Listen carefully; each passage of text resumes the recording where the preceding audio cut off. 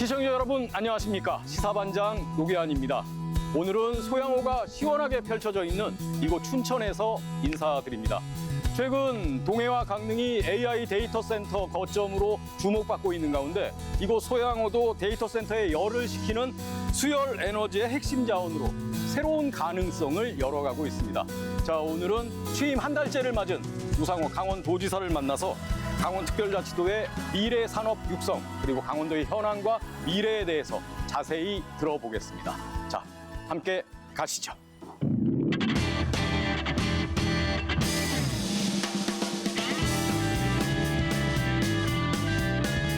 지사님. 네, 안녕하세요.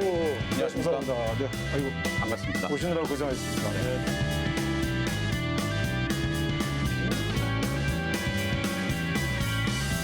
지사님 오늘 귀한 시간 내줘서 고맙습니다. 감사합니다. 네. 오시느라고 고생하셨어요. 네. 7월 1일에 취임하셨잖아요. 네네. 이제 한 달 정도 지났는데 뭐 사선 국회의원의 원내 그 대표도 하셨고 비상대책위원장도 하셨고 또 청와대 정무수석까지 뭐 중앙 정치 무대에서 화려한 경력을 갖고 계신데 아무래도 또 광역단체장은 다른 게 아닐까 뭐 그런 생각이 들거든요.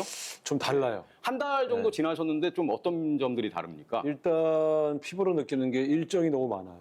아, 제가 엄청 바쁘게 살았는데 이렇게 화장실 갈 시간도 안 주는 일정은 처음이에요. 근데 국회의원들도 행사 많이 다니고 일정이 아니, 많잖아요. 다녀도 바쁠 때만 좀 예를 들면 봄, 가을에 네, 체육대회가 하루에 한 5개 쫙 집중돼 있을 때 좀 바쁘고 네. 그 외에는 이 정도 일정은 많지 않은데 엄청 많네요. 네. 행사도 많고 만나자는 분들도 많고 또 제가 기업을 유치하러 다니니까 또 기업 관계자들 만나서 또 강원도에 어떤 정착시키려니까 그것도 바쁘고 네. 어쨌든 한 달 사이에 저는 정신없이 보냈습니다.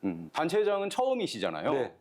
잘 적응하고 계신 것 같습니까? 어떻습니까? 글쎄 아직은 적응 과정이다 이렇게 보여지고요. 저는 되게 실용적이어서 어디 가서 폼 잡고 마이크 잡고 박수 받는 걸 좋아하는 스타일이 아니고 네. 제가 한 일이 구체적으로 도민들의 삶에 변화가 오는 어떤 성과를 더 중시하는 스타일이라 아직은 조금 눈에 띄는 성과라고 말할 수 있는 게 잘 안 보여요. 좀 더 제가 좀 자유롭게 일할 수 있는 시간이 좀 필요한 것 같아요. 네. 지금은 의례적인 행사와 일정, 축사하러 다니는 일정이 너무 많아. 그래도 한 달 정도 이렇게 현장을 많이 다니셨는데 그럼 우리 강원도에 이게 제일 시급하구나라고 또 새롭게 좀 느끼신 게 있습니까? 청년들이 왜 떠나는지 알겠어요. 일단 쓸만한 일자리, 좀 좋은 일자리가 확실히 부족해요. 그러니까 이미 있는 기업들도 열심히 하고 계신데 신규로 들어갈 수 있는 좋은 직장이 별로 없어요. 두 번째는 강원도에 사는 사람들이 되게 불편해 보여요. 어떤 면에서 불편해 보이나요? 일단 시내버스가 30분에 한 대 와요. 네. 그게 시내버스인가요? 시외버스지. 그리고 젊은이들이 이제 살고 싶은 집들은 좀 지금 있는 집들이 아니에요. 네. 근데 집도 부족해요. 그러니까 청년들이 살만한 집이 별로 없어요. 그래서 제가 보면서 이게 문제구나 이런 게 보여요. 그래서 일자리도 만들어 드려야 되고 네. 집도 좀 새로 청년들이 살만한 집들 좀 새로 지어야 되고 그 다음에 교통도 좀 편리하게 만들어 드려야 돼요. 할 일이 아주 많고 네 번째는 또 좀 재밌는 공간이 아직 조금 부족해요. 재미있는 공간이라고 강릉은 하면 좀 재밌는 데가 좀 있던데 가면 구체적으로 어떤 공간들을 아니 예를 말씀하시는 들면 거죠? 아주 이쁘고 아름다운 카페 그다음에 아름다운 장소인데 셀카 찍기 좋아야 되잖아요. 네. 요즘 젊은이들 그런 장소들이 지금도 많이 늘어나고 있지만 별로 좀 적어요. 그다음에 젊은 사람들이 가서 막 이렇게 소위 말하면 미팅도 하고 또 재밌게 술 한잔도 할 수 있고 그런 명소들이 아직은 좀 부족해요. 예를 들면 홍대 같은 공간이죠. 홍대 앞 같은 공간. 네. 강원도에 더 많이 만들어야 되겠죠. 예를 들면 이런 거 하나하나가 제가 제 눈에 보여요. 근데 그게 어려운 일이 아니에요. 안 한 거지. 그 어려운 게 아니라고. 아니 시내버스 30분에 하나 오는 거 15분에 하나 오게 하는 게 어려워요? 안 어려워요. 관심을 안 둔 거죠. 네. 의뢰인이 그렇게 살아도 된다고 생각한 거지. 제가 볼 때는 그런 거를 좀 고치면 강원도는 아주 가능성이 높은 많은 곳입니다. 네. 뭐 주거 공간도 말씀하셨고 교통망 문제도 얘기하셨는데 말씀을 들어보니까 역시 좀 관심은 청년에 좀 꽂혀 계신 게 아닌가 그런 생각이 드네요.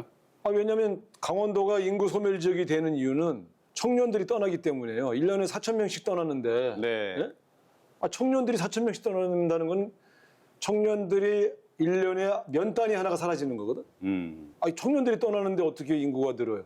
어르신들은 안 떠나요. 다 그 마을을 잘 지키고 계세요. 청년들이 떠나면 강원도는 소멸돼요.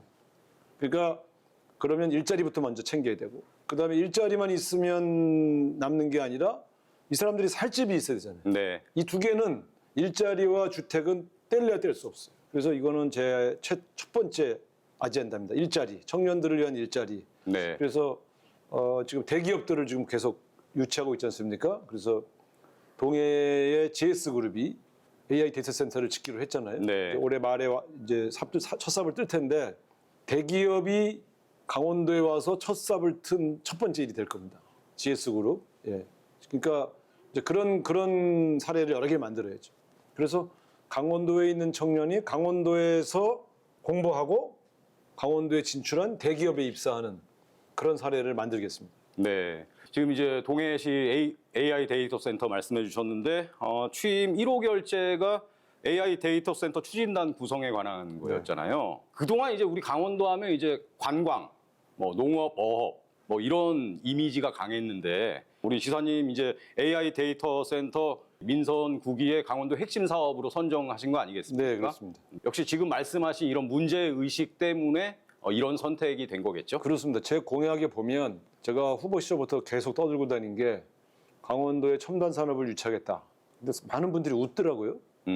말은 좋지 언제 그런 게 가능해. 근데 제가 취임하고 나서 바로 다음 날 GS그룹하고 MOU 맺었잖아요. 네. 이거 다 준비해서 온 거거든요. 그러니까 불가능하다고 생각하시는구나. 그동안 많은 이런 얘기했던 분들이 지키지 않았기 때문에 지킬 수 없는 약속을 한다고 생각하신 것 같아요. 취임한 지 며칠 만에 GS그룹 들어와서 그 MOU 맺었잖아요. 그거는 이제 뭐 틀림없이 진행되죠. 또 다른 대기업을 좀 접촉하고 있습니다. 근데 이런 것들을 좀 하나하나 성사시키면 강원도가 첨단 대기업이 온 지역. 네. 근데 이 첨단 대기업이 그냥 혼자 온 게 아니고 사실은요. 외국의 빅테크 업체랑 연합해서 들어오는 거거든요. 네. 그러니까 GS그룹이 들어오는 거는 미국의 최첨단 빅테크 기업이랑 조인을 한 거예요. 네. 그러니까 이거는 그냥 국내 대기업이 들어온 것 같지만 국내 대기업과 세계적인 빅테크 기업이 같이 들어오는 거예요. 큰 겁니다. 네. 전 세계가 강원도를 주목하고 있습니다. 동해 지금 말씀하신 GS그룹이 약 120조 원 정도를 투자하겠다 뭐 이런 계획인가요? 그러니까 GS그룹이 실제 투자하는 것은 30조 정도 되고요. 거기에 앞으로 들어올 추가로 그 빅테크 기업이 투자하는 것. 예를 들면 GPU라는 게 있잖아요. 네. 그거 하나가 몇 천만 원 하잖아요. 네. 그러니까 그것을 가지고 오는 기업은 해외 빅테크 업체죠. 근데 그것까지 들어오는 모든 액수를 다 합하면 120조 가량이 되는데 그러니까 그러나 순수하게 강원도에 쓰는 돈 그거는 뭐 한 3, 40조 정도. 그렇지만 그게 어마어마한 돈입니다. 아, 그렇죠. 그거 동해에만 영향을 주는 게 아니고요. 네. 강릉, 삼척, 이호탄 정선, 또 춘천 원주권까지 거기에 관련된 기업들이 협력을 해줘야 돼요. 그런 사업들이 강원도 전체의 프로젝트예요. 그 말씀하신 이런 사업들이 완성이 되면 그러면 구체적으로 지역 주민들의 삶에는 어떤 변화가 있을까요? 일단 대기업 일자리가 생기잖아요. 그럼 내 아들이 서울 가서 서울대 안 가도 강원에서 대학을 나와도 거기에 취직할 수 있잖아요. 그러면 얼마나 좋아요. 안 믿으시는군요. 아이, 믿습니다. 그 대기업의 오너그룹하고 그 약속을 다 했어요. 네. 강원도에 있는 그 단지에 채용하는 사람의 상당 부분은 강원도 출신 인재를 키워주면 채용하겠다. 그럼 그 사람은 GS그룹에 입사하는 거잖아요. 그렇죠? 네. 네. 그러니까 그건 큰일이죠. 근데 사실은 발표 이전에는 동해보다는 강릉에 이제 AI 데이터 센터가 들어설 거다 이런 얘기가 많이 있었잖아요. 네. 강릉 지역 AI 데이터 센터는 지금 어떤 식으로 진행되고 있습니까? 지금 뭐 굉장히 어려워하고 있죠. 왜냐하면 전기도 풍부하고 물도 풍부한데 변전소가 용량이 작아요. 근데 지금 동해는 거기 옆에 바로 발전소가 있어요. 거기서 바로 연결할 수 있는 거예요. 그래서 네. 그게 유리한 거고 그래서 변전소를 더 늘리는 방식으로 하든가 아니면 여기에 들어오는 대기업이 용량을 좀 줄여서 들어오게 하는 방식으로 협상 중에 있어요. 네. 근데 어쨌든 애초에 그 기업은 자기 이름을 발표하지 말고 이 프로젝트는 발표해도 좋다 그래서 발표를 한 거고 네.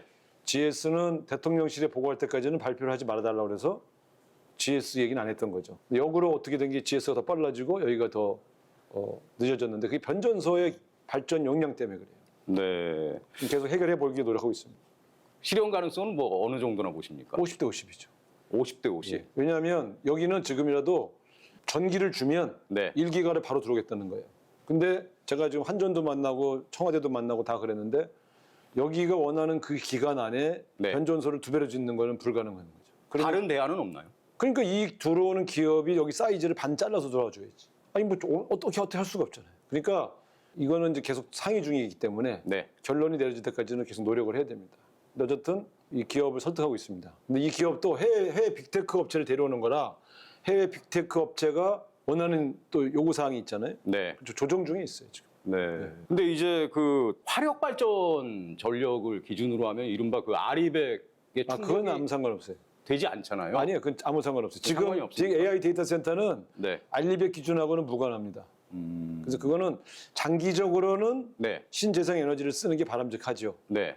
지금은 그런 조건이 붙어 있지 않습니다. 왜냐하면 지금 전기가 워낙 부족해서 미국에 있는 빅테크 회사들이요 닥치는 대로 전기 쓰고 있어요 지금. 네. 예를 들면 미국의 지금 AI 데이터 센터가 지금 굉장히 많이 만들어지고 있는데 거기 신재생 에너지로 짓고 있나요? 다 원자력이에요. 그거는 조건이 붙어 있지 않습니다. AI 그래도 데이터. 말씀하신 것처럼 장기적으로 봤을 때는 결국 신재생 에너지 쪽으로 가야 되는 게 맞는 거잖아요. 그래서 제가 청정 에너지 고속도로를 만들겠다고 하는 거죠. 지금 당장은 이걸 이렇게 쓰게 하지만 장기적으로는 우리가 신재생 에너지로 이걸 충당할 수 있을 때 더 많은 기업이 올 수 있다. 네. 이렇게 말씀드릴 수 있고요. 이런 겁니다. 지금 화력발전소 옆에서 AI 데이터 센서를 짓지만 화력발전소에서 직접 연결하는 게 아니에요. 네. 그러니까 무슨 얘기냐면 우리나라는 발전이 어떻게 되냐면 화력이든 원자력이든 뭐 신재생 에너지든 전부 한전이 사요. 그리고 그거를 기업에 공급하는 거예요. 예. 그래서 이 안에 구분은 없어요. 근데 신재생 에너지는 바로 쓸 수가 있는데 화력발전소에서 발전한 거를 기업이 바로 쓰는 게 아니고요. 화력발전소에 붙어 있는 개폐기가 네. 그게 바로 큰 전기 용량을 연결할 수 있는 중개소 역할을 하는 겁니다. 변전소 역할을 하는 겁니다. 네. 그래서 화력발전소 옆에 짓는 거예요. 화력발전으로만 AI 데이터센터를 유지하는 게 아닙니다. 네. 그러니까 장기적으로 봤을 땐 신재생 에너지로 대체하기 위해서 이제 청정 에너지 고속도로 구상 말씀하셨고 네. 그게 이제 민통선 일대 이렇게 되는 건가요? 민통선뿐만 아니라 지금 민통선에 빈 땅이 있으니까 민통선 일대에 지려고 하는 거고요. 네.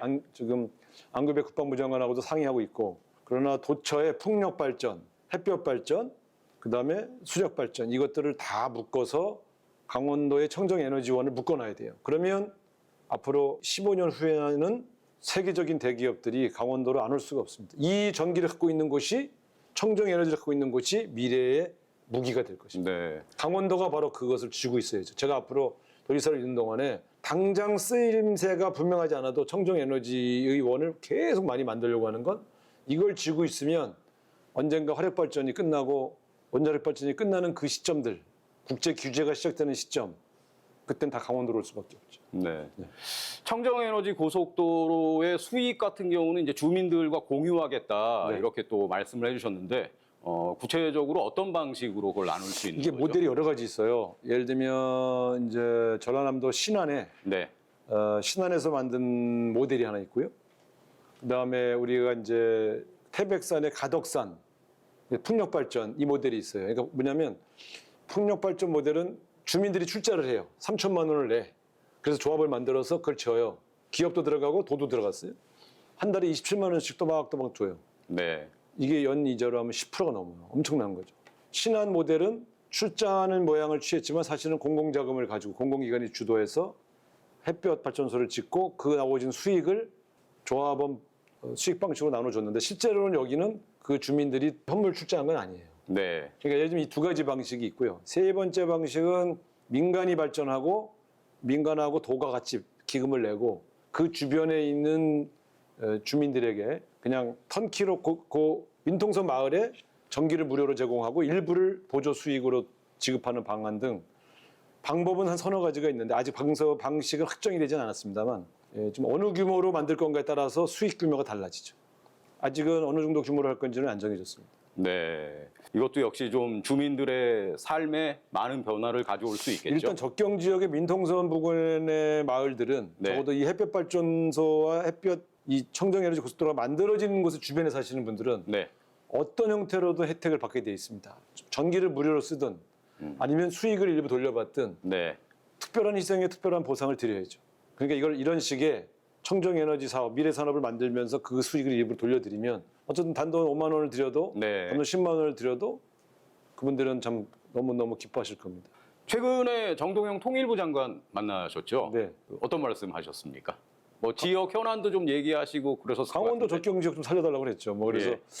남북 협력 기금도 있고 지금 이제 여러 가지 통일부가 하려고 하는 사업들이 있는데 강원도의 경제에 좀 도움이 될 수 있게 그리고 강원도 적경 지역의 마을들이 혜택을 받을 수 있게끔 좀 특별히 좀 부탁드린다고 했는데 일단 매년이라기보다는 어쨌든 적정한 시기에 강원도의 한 지역, 경기도의 한 지역, 네. 뭐 인천의 한 지역 이렇게 선택돼서 지원할 수 있는 방안을 찾겠다고는 약속을 하셨어요. 그 평화 경제 특구에도 이제 많은 분들이 관심을 갖고 있는데 네. 도내에서 고성, 속초, 철원, 춘천 뭐 여러 지역이 평화 경제 특구 유치하겠다고 나서고 있지 않습니까? 뭐 이 말씀도 조금 나누셨습니까? 아니 그 얘기를 주로 한 거죠. 예. 그랬더니 이제 지금 말씀드린 것처럼 강원도의 한 지역, 네. 경기도의 한 지역, 인천의 한 지역 정도가 지금 말한 특구로 지정될 수 있도록 노력하겠다 이렇게 말씀하셨고요. 네.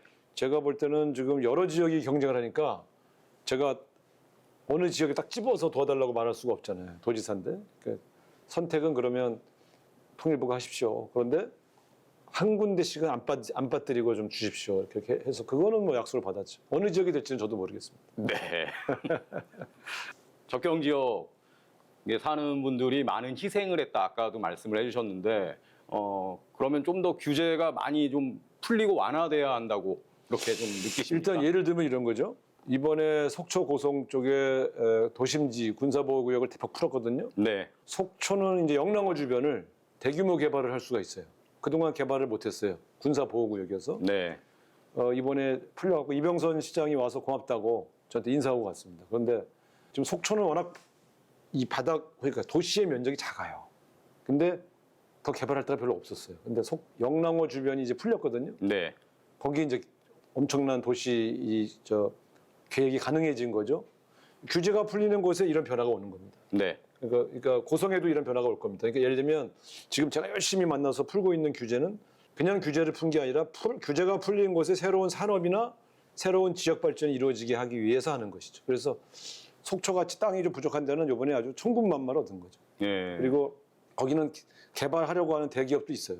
그리고 이제 지금 뭐 철원, 하천, 양구, 인제 이쪽도 제가 이게 뚫리면 하나는 에너지원도 만들지만 여기서 사업할 수 있는 조그만 기업들 계속 이렇게 연결시킬 생각입니다.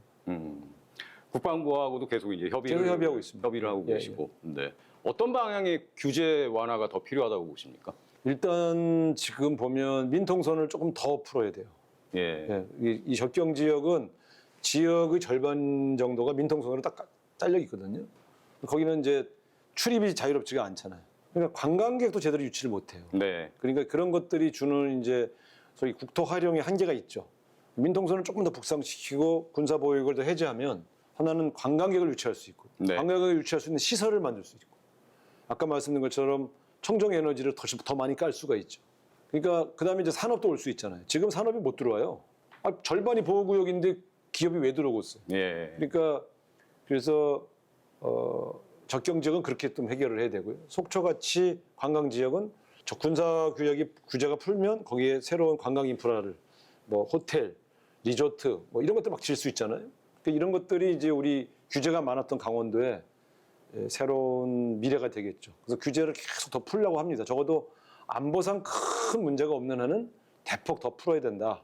이렇게 보고 있습니다. 규제가 있는 건 결국 분단된 상황인 거고 정전 상황이기 때문에 그런 거잖아요. 어쩔 수 없죠. 네. 그렇다면 우리 강원도가 앞으로 정말 발전과 번영을 좀 더 단단하게 하기 위해선 평화가 가장 필요한 거 아니겠습니까? 그렇습니다. 네. 도정을 이끄시면서 좀 이 평화라는 어떤 좀 거대 담론 이런 거에 대한 생각은 어떠신지 궁금해지는데요. 평화를 말할 때 보통 저는 두세 가지 얘기하는 게 첫째는 남북 간의 평화가 정착되어야 한다는 의미의 평화가 있고요. 근데 이거는 상대방이 있는 게임이잖아요. 네. 북한이 교류 협력을 안 열어주면 우리 혼자 열 수가 없잖아요. 이거는 준비를 해야죠. 그런 시기가 오면 예를 들면 금강산 관광이 열렸을 때 고성이 경제적으로 갑자기 확 발전할 수 있었던 것처럼 실제로 강원도는 남북 교류 협력이 전면화되면 엄청난 혜택을 받을 수 있어요. 금강산 관광 하나 열려도요. 전 세계에서 오거든요. 네. 그럼 철원에서 들어가는 거, 인제에서 들어가는 거, 양구에서 들어가는 길 다 열 수 있잖아요. 고성에서 들어가는 길. 그러면 이제 어마어마한 수요가 몰리죠. 두 번째로 그런데 남북 관계가 안 열렸을 때 뭐 할 거냐 할 때는 적경 지역을 거기도 나름대로 평화가 경제가 되고 평화가 밥이 되는 아까 말씀드렸지 않습니까? 트레킹 코스를 만들고 평화 생태도로를 만들고 도시에 있는 분들이 거기를 오시게 하고 그래서 더 많은 사람이 거기를 즐기게 해드리는 게 그것도 돈이 되는 거예요. 예를 들면 70년 동안 열리지 않았던 땅이 열린 거거든요. 네. 그럼 많은 사람이 민통선 70년 동안 아무도 못 들어가 봤는데 내가 한번 들어가 볼까? 이게 이런 욕망이 있는 거죠. 양구에 그 소위 숲밥 프로젝트라고 아실지 모르겠지만 DMZ 생태도로가 있어요. 네. 그 통문을 열어주면 가이드가 하나 붙어서 이렇게 안내해줘요. 거기 중간에 산속에서 숲밥이라고 그래서 동네 아주머니들이 이렇게 밥을 만들어서 가져와서 예. 평상에서 그 지역의 나물과 먹는 그거 드시고 나오신 분들은요. 그거 또 해보고 싶어서 난리예요. 지뢰가 깔려 있는 길 사이를 쫙 걸어서 안전은 보장돼 있는 거죠. 아이 다 거기 다 해야죠. 그래서 근데 그게 주는 맛이 있어요. 그러니까 세계적인 부자들이 그거 해보고 싶어요. 지뢰밭 사이를 걸어보고 싶어요. 네. 기가 막히잖아요. 근데 사실은 우리가 그런데 누가 올까 싶지만 관광은 의외로 희소성에서 터지거든요. 네. 근데 이걸 더 열어줘야 지금은 예를 들면 한 번에 몇 명, 하루에 20명 이렇게 묶어놨어요. 이걸 좀 더 풀어야 돼. 그러니까 평화, 그러니까 이 어려운 지대를 먹고 살게 할 수 있는 새로운 평화가 밥이 되게 하는 프로젝트를 좀 돌려야 되죠. 네. 뭐 우리 지사님 취임하신 이후에 이제 세일즈 도정이다. 뭐 네. 이렇게 얘기하는 분들도 많이 있거든요. 네. 그리고 뭐 지금 말씀하셨다시피 각 부처 장관들도 많이 만나시고 네. 지금 또 우리 강원도 연구로 하고 있는 정치인들이 또 주요 요직에 있는 분들이 많이 있습니다. 네. 그래서 강원도가 좀 힘을 받고 좀 이렇게 도약할 수 있는 어떤 강력한 정치적 환경은 마련돼 있다. 뭐 이런 평가도 있거든요. 예. 중앙정부 또 국회를 상대로 해서 가장 해결하고 싶은 과제는 어떤 게 있으세요? 강원도의 주요 현안들을 이참에 다 해결하고 싶죠. 뭐 그러니까 크게 보면은 최근에 제가 이제 해수부 장관한테 부탁을 드렸는데 다행히 속초의 대포항이 네. 국가 거점 어항으로 정비할 수 있는 500억짜리 프로젝트에 선정이 됐거든요. 500억이면 적은 돈이 아니잖아요. 아, 그럼요. 네. 어쨌든 이게 조건이 되니까 주셨겠지만 그래도 팔이 안으로 굽는다고 전화라도 한 통하고 부탁을 하면 조금이라도 신경 써주시거든요. 그러니까 장관들하고 친한 것이 주는 건 지역에 네. 굵직굵직한 프로젝트를 딸 수 있다는 거죠. 또 하나는 농림부 장관한테 제가 쭉 부탁해서 제가 그때 당선자 시절인데 화천에 농어촌 기본수당 지역으로 제 1착으로 선정되게 도와드렸거든요. 네. 이게 장관하고 연결이 되니까 조건이 되면 일단 해주는 거예요. 그러니까 뭐 꼭 그것 때문이라고 말할 수는 없지만 어쨌든 이 중앙 정계에 꽤 인맥이 있는 사람이 갖고 있는 효과가 좀 있죠. 지금도 열심히 그래서 국토부 장관 만나갖고 철도, 네. 강릉까지 가는 거, 속초까지 가는 거, 또 도로 이런 거 막 좀 해달라고 막 조르고 있죠. 근데 솔직히 말하면 다 제 후배들이잖아요. 네. 그냥 뭐 난감해하면서도 더 해주려고 노력하고 있죠. 이런 것들이 강원도에 도움만 된다면 제가 세일즈하는 건 뭐가 있겠습니까? 기업 만나서 옛날 같으면 제가 국회의원 할 때는 그냥 큰 소리 쳤는데 지금은 가서 강원도로 좀 와주십시오. 예? 그러니까 자세가 바뀌셨어요? 막 이러면서 웃어요. 근데 강원도를 위해서 제가 세일즈하는 거죠. 근데 그렇게 해서 청년들 일자리를 만들어질 수 있으면 관광객이 한 명이라도 더 올 수 있으면 뭘 못하겠습니까? 열심히 뛰어야지. 네. 사선 국회의원 하시고 또 정무수석 하시면서 지사님에 대한 어떤 인물 비평 같은 게 친화력 있고 원만하다. 뭐 이런 얘기가 가장 많았던 것 같거든요. 네. 아무래도 그런 좀 정치적 자산이 지사직을 수행하는데 많이 도움이 되고 있다. 뭐 그런 말씀이신가요? 그렇죠. 저는 이제 좀 열심히 뛰어야 되는 게 지금 장관으로 계신 분들은 전부 국무회의 때 내가 늘 매주 만나던 분들이잖아요. 이분들 바뀌기 전에 빨리 큰 프로젝트 따야 돼. 새로 장관 들어서면 이제 내가 모르는 사람이 들어오면 이제 난처하잖아요. 그래서 농담이고요. 저를 선택해 주신 많은 도민들이 대통령하고 친분이 있고 장관들하고 친하고 또 국회의원들하고 친하니까 우상호를 강원도 발전의 도구로 쓰자 이렇게 해서 저를 선택하셨다고 저는 생각해요. 그러니까 제 인맥을 충분히 그쪽으로 활용을 해야죠. 예. 네. 좀 우리 강원도의 SOC 부족한 부분이 좀 많지 않습니까? 어떤 것들부터 좀 우선순위에 두고 지금 추진을 해야 할까요? 이제 어쨌든 우리가 SOC를 대폭 확충하자는 건 강원도가 먹고 살려면 강원도 바깥에 있는 분들이 많이 강원도를 방문할 수 있어야 한다는 전제가 있는 거죠. 편하게 와야죠. 그렇죠. 예. 그럼 접근성이 좋아야 많이 방문할 테니까. 그럼 그게 관광 자원으로, 관광 수입으로 이어질 수 있다고 하는 전제가 있는 거고요. 두 번째로는 교통이 편리해야 기업들이 와서 투자하지 않겠는가 하는 이 두 가지가 있어요. 지금 제가 장관들한테 부탁한 것이 하나는 이제 지금 짓고 있는 철도들. 네. 지금 일단 춘천에서 속초까지 가는 이 철도가 너무 건설 속도가 너무 느려요. 좀 땡겨주라. 이거를 뭐 원래 27년, 29년까지 완공한다고, 28년까지 완공한다고 해놓고 이게 또 늘어져요. 몇 년. 그래서 이걸 이제 예산 문제를 좀 더 빨리 따서 공사를 좀 완공 시점을 당기기 위한 네. 그런 노력들을 좀 하고 있고요. 신규로는 이제 구리포천 고속도로를 철원까지 연장하는 문제. 네. 그다음에 국지도들이 지금 굉장히 연결이 안 돼 있는 것들이 많아요. 그거를 지금 굉장히 여러 가지를 좀 열어보고 있고, 철도는 뭐 당연히 아까 말한 것처럼 철도 그거하고 원주하고 춘천을 잇는 철도. 네. 이걸 안 하고 있다는 게 말이 안 되거든요.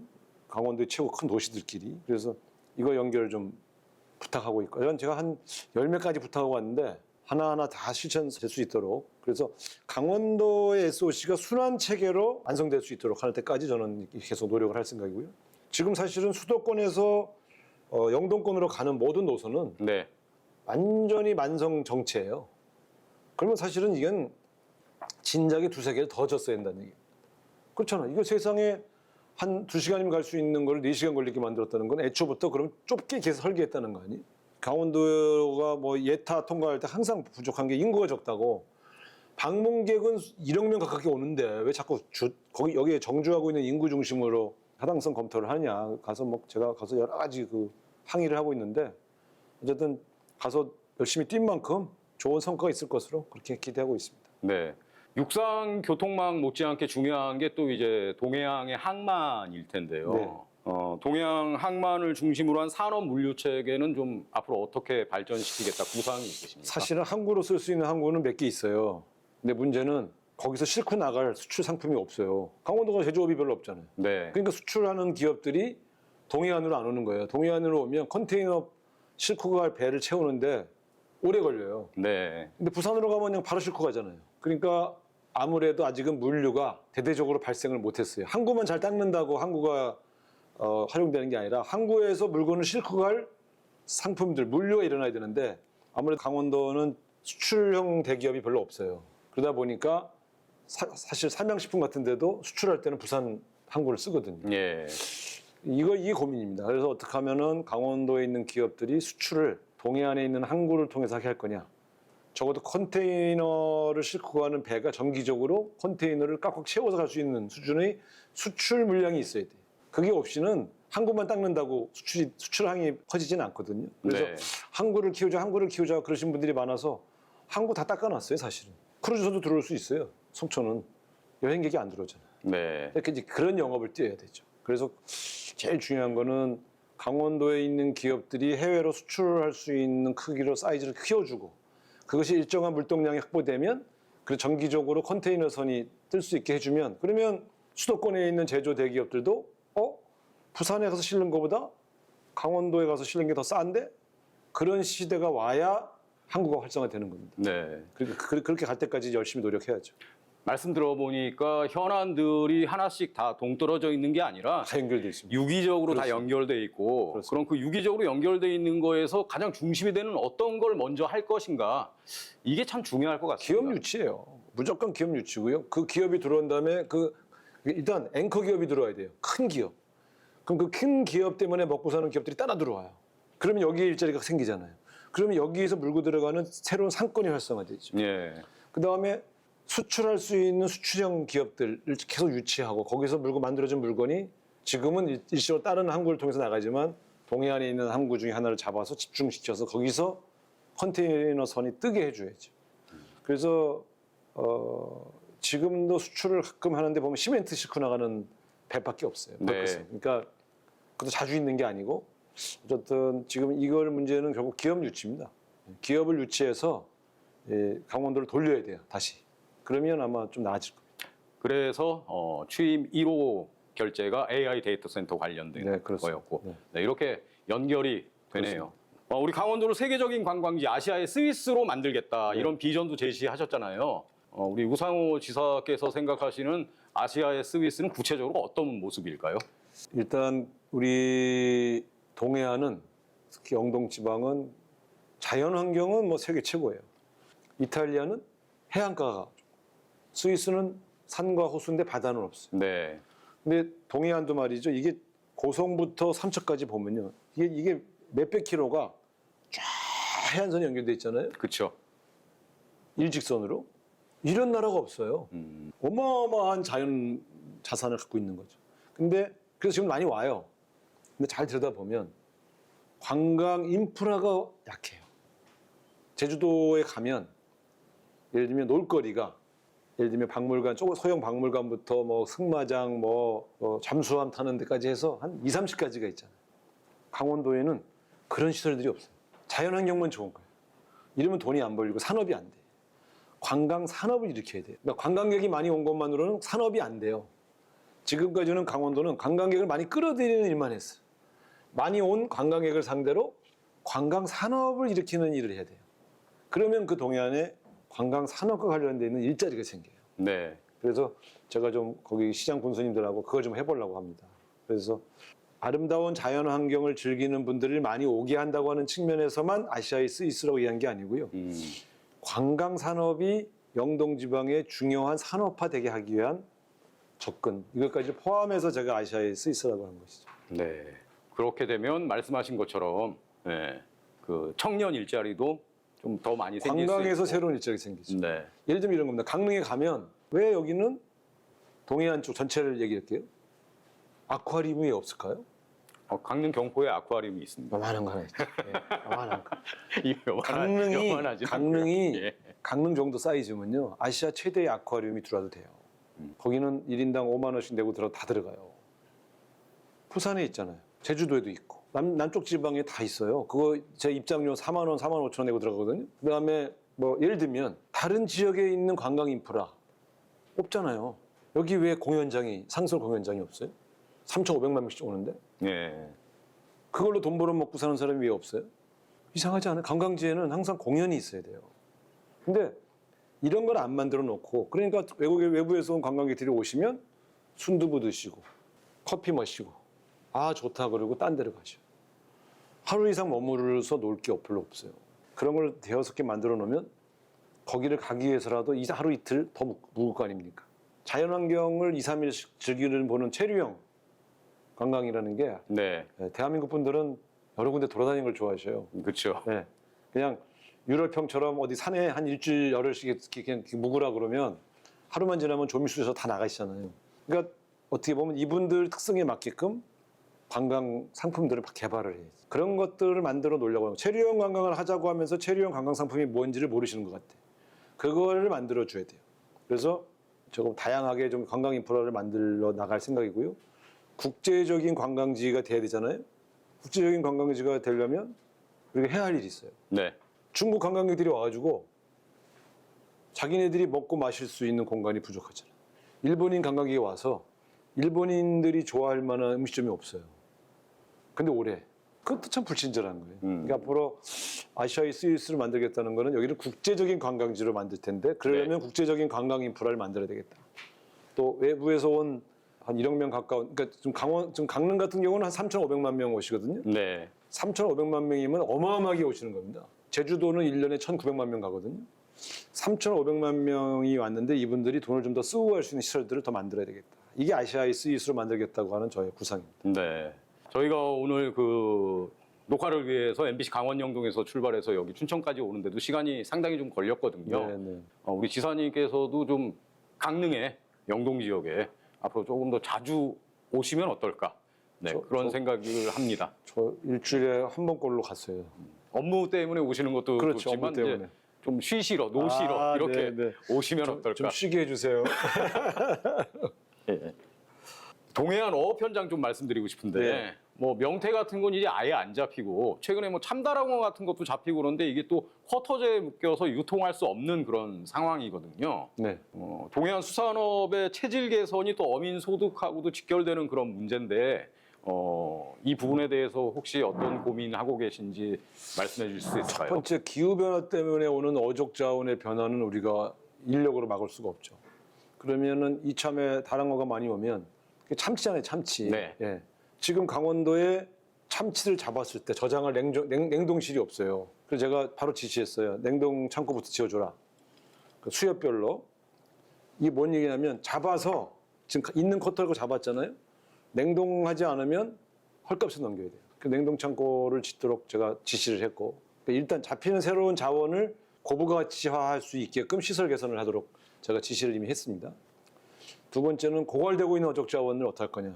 이것은 이제 두 가지 방식이 있죠. 지금까지는 알을 부화시켜서 치어를 방류하는 방식으로 했는데 여기가 성공한 어족도 있지만 대부분 실패해. 이 방류 정책도 다시 재검토를 해야 되고요. 네.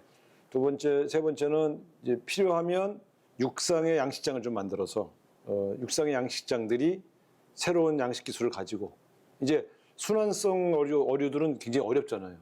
그것들은 육상 양식이 가능한 어족이 뭐가 있는지를 좀 찾아서 육상 양식을 조금 확대해야 되겠다. 이런 구상을 가지고 있고요. 저는 장기적으로는 이제 연해주, 저희 바닷물이 차가운 곳 있잖아요. 네.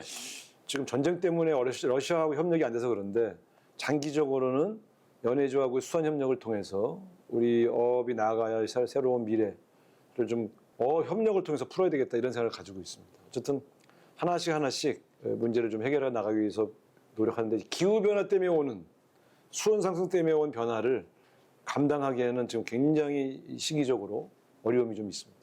미리 드린 질문지에는 없지만 정치 현안에 대한 거 몇 가지 여쭤봐도 말씀하세요. 되겠습니까? 8월 17일에 더불어민주당 전당대회 하잖아요. 네. 우리 지사님은 누가 당대표가 될 걸로 예상하십니까? 누군가 되겠죠, 뭐. 네. 근데 이제 세 명 다 친해서 예. 김민석 후보는 이제 총학생회장 할 때부터 제가 워낙 잘 친한 우리 386 동지고 정청래 후보도 원래 대학 다닐 때부터 제가 알고 있는 후배예요. 그래서 제가 서울서 정치할 때 바로 옆지였고 서대문과 마포는 같은 네. 지역이고 술도 많이 마셨고 지난번 제가 정무수사 갈 때 당대표 하셔갖고 협력이 잘 됐고 송영길 후보는 저하고 대학교 친구고 셋 다 너무 친해서 제가 누굴 도울 수가 없어요. 그래서 누가 돼도 나는 뭐 다 친하니까 상관없다 이런 자세로 유지하고 있습니다. 기사 봤을 때는 그 김민석 전 총리 얼마 전에 만나셨다고 기사 나왔더라고요. 정청래 대표도 곧 오십니다. 네. 송영길 대표도 곧 오세요. 다 친한 사이라 차례로 오는 거죠. 제가 먼저 오라고 한 게 아니고 본인들이 오는 순서대로 제가 만나드리고 있어요. 그래도 누가 될 것 같다 이렇게 좀 예상하실 수는 없나요? 그런 얘기 할 수 없죠. 그러면 그 지지선언인데. 좀 전에 지사님이 이제 86그룹의 대표다 이렇게 또 말씀을 해주셨고 네. 87년 6월 항쟁에도 중심에 계셨던 분이고 최근에 이제 우리 특히 현대사에 대해서 혐오하거나 조롱하거나 부정하고 이런 좀 젊고 어린 친구들이 나타나고 있잖아요. 네. 일단은 그런 지금 우리의 사회 현상에 대해서 어떻게 생각하십니까? 아니 저는 뭐 젊은이들이 대통령이나 혹은 여당 어떤 이제 권력 집단에 대해서 좀 비판하고 조금 희화하고 이런 거는 저는 정치 표현의 자유라고 생각해요. 근데 정치의 영역이 그런데, 아니라 역사 그러니까, 자체를 그러니까 네네. 그 다음 제가 그 얘기하려고. 그런데 역사적 정의와 진실에 관한 것을 폄하하는 건 이거는 상당히 위험한 거예요. 예를 들면 그 독일에도 야당 성향의 비판자들은 있죠. 근데 나치를 찬양하면 이건 역사 왜곡이잖아요. 그렇죠. 역사적 범죄를 미화하잖아요. 그러니까 거기서 히틀러를 찬양하면 그건 범죄예요. 그런 것처럼 예를 들면 광주라든가 그게 역사적 진실로 확인된 것을 왜곡해서 얘기하거나 혹은 폄하하고 비하하거나 그런 것은 그건 정말 잘못된 거고 그거는 우리가 어떤 측면에서 보면 역사교육, 민주시민교육은 반드시 필요하다. 그러니까 우리가 특정의 진영을 옹호하는 교육은 할 필요가 없지만 예를 들면 누군가가 이순신 장군을 폄하하거나 그렇지 않습니까? 네. 또 우리 독립운동을 폄하하거나 그러면 그건 용서할 수가 없죠. 예를 들어 안중근 의사를 테러리스트라고 그러면 그거는 우리가 인정할 수가 없잖아요. 그런 것처럼 광주 항쟁을 폄하하거나 조롱하면 안 되죠. 그건 그 어른들이 그렇게 가르친 사람들이 있으면 반성해야 돼요. 그건 저는 강원도 차원에서는 역사교육, 민주시민교육을 좀 강화할 생각입니다. 구체적으로 좀 어떤 뭐 계획들을 갖고 나중에 이제 계신가요? 교육감님하고 상의하기로 해서 그거는 저 혼자 하는 일은 아니니까. 예. 어쨌든 역사적 진실과 정의는 그거는 무슨 야당, 여당 이런 문제가 아니거든요. 같이 지키고 가야 할 우리 역사죠. 네. 도지사로 이제 한 달 정도 되셨고 3번 연임까지 가능한 거 아니겠습니까? 예. 아직 이제 한 달밖에 안 된 사람한테 뭐 정치인 우상호의 큰 그림은 어떤 게 있을까요? 저는 큰 그림은 강원도를 발전시켜서 대한민국을 변화시키겠다는 것. 이게 저희 큰 그림입니다. 사실은 사람들이 저는 이미 중앙 정치에서요. 높은 자리 웬만한 자리 다 해봤어요. 그러니까 사람들은 거기서 그 다음 거는 또 더 올라가는 거예요. 근데 저는 어리석다고 생각해요. 사실은 대한민국에 기여하고 무엇이 역사에 도움되는 거를 실천하기 위해서 정치를 하는 거지. 계속 고만고만한 사람끼리 맨날 경쟁해서 그 다음에 뭐 더 다음에 당대표 때 싸워. 뭘로 싸워? 대통령 하려고 싸워. 그건 왜 그러고 있어요? 대한민국을 변화시키는데 뭐가 제일 중요하지? 저는 강원도를 변화시키는 게 대한민국 변화에 더 중요하다고 생각해요. 이런 모델 하나 만들어야 될 거 아닙니까? 그래서 역대 대통령들이 강원도를 변화시키지 못했잖아요. 그럼 저는 역대 대통령이 못한 걸 내가 지금 하는 건가요? 네. 강원도를 발전시키는 일을 역대 대통령들이 못했으니 내가 하면 역대 대통령들보다 제가 더 나은 거 아니에요? 저는 그런 마음으로 강원도 왔습니다, 실제. 네. 예. 시간이 거의 다 됐기 때문에 이제 마지막으로 오늘 뭐 좀 이 얘기 하고 싶었는데 못했다 하시는 거 있으실까요? 아니 저는 강원도민들에게 이런 말씀 드리고 싶어요. 그러면은 도민들께 드리는 예. 말씀이니까 카메라 보시고 아니 네, 예, 뭐 말씀해 그렇죠. 주시면 예. 좋겠습니다. 도민 여러분, 제가 와서 봤는데요. 강원도는 진짜 어마어마한 가능성을 가지고 있어요. 깜짝깜짝 놀랍니다. 야, 이런 자산이 있는데. 근데 강원도민들 스스로는 되게 위축돼 있어요. 우리는 변방이니까. 아예 우리는 해도 안 돼. 뭐 좋은 대학을 안 나왔으니까. 절대 주눅들지 마십시오. 강원도가 갖고 있는 이 자산을 반드시 활용해서 대한민국 최고가 될 수 있고요. 대한민국 최고가 되면 세계 최고가 될 수 있습니다. 이제 그런 대한민국의 시대가 왔고 이제 그런 강원도의 시대가 열릴 겁니다. 함께 한번 하시죠. 네. 지사님 오늘 귀한 시간 내주셔서 감사드리고요. 앞으로의 도정, 저희 시사반장도 애정을 갖고 지켜보겠습니다. 네, 고맙습니다. 감사합니다. 네.